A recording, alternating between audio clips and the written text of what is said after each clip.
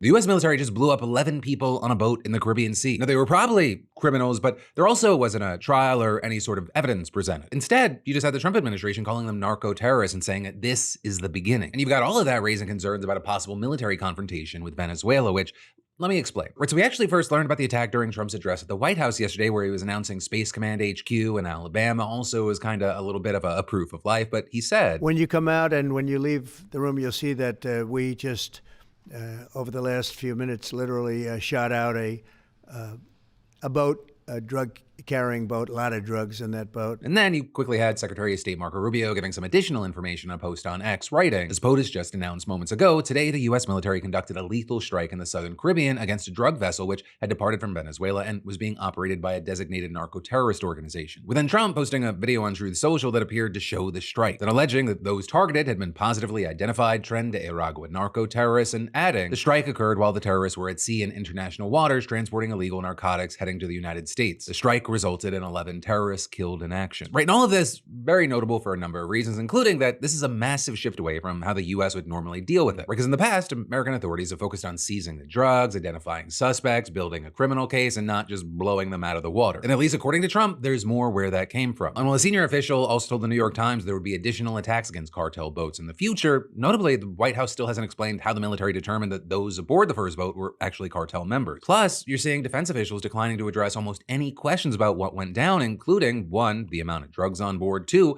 whether they tried to stop the boat first, communicate with it in any way, or otherwise give them a chance to surrender before striking with deadly force, and 3, what legal authority they're using to justify the strike. And with all that, you have experts saying that this may be a violation of international and human rights law, though to be fair, it's not necessarily one that we didn't see coming. Because back in July, you had Trump signing a secret directive greenlighting military force against those drug cartels that his administration had deemed terrorist organizations. And since then, you've had the Pentagon bolstering their presence in the Caribbean, sending warships and thousands of troops to the region.